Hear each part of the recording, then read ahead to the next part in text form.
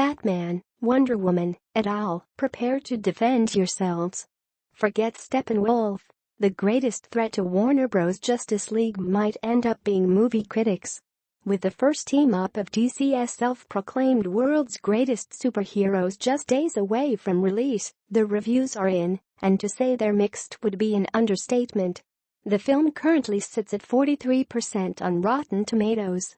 Certainly The Hollywood Reporter's own Todd McCarthy was not a fan, writing that the virtually humor-free script by Terrio and Joss Whedon, who was brought on to complete directing duties after Zack Snyder had to leave for family reasons, less resembles deft narrative scene setting than it does the work of a bored casino dealer rotely distributing cards around a table. The movie, he complains, is so uninvolving that you get the feeling it was a chore to make, so it's a chore to sit through too. Similarly, Richard Lawson from Vanity Fair notes, if this was the best DC could do, in synthesizing all their lead characters together into one ensemble spectacular, after a half-decade of planning, that's pretty damning. Justice League is such a misguided mess, often feeling entirely unguided, that you want to intervene, softly saying, "Stop, stop, you don't have to do this, stop."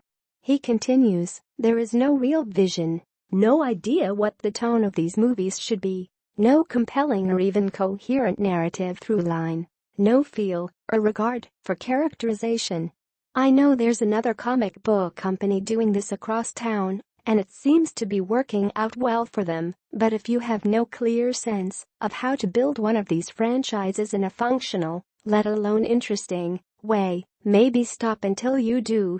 Others are just as unforgiving. In a beautifully purple sentence, The Guardian's Peter Bradshaw bemoans, there is something ponderous and cumbersome about Justice League. The great revelation is very laborious and solemn, and the tiresome post-credits sting is a microcosm of the film's disappointment, while The Independent's Jeffrey McNabb calls the movie surely the most infantile of recent superhero yarns, a film that squanders the talents of an impressive ensemble cast and eschews any meaningful characterization in favor of ever more overblown special effects, but not everyone found the feature to be a complete disappointment.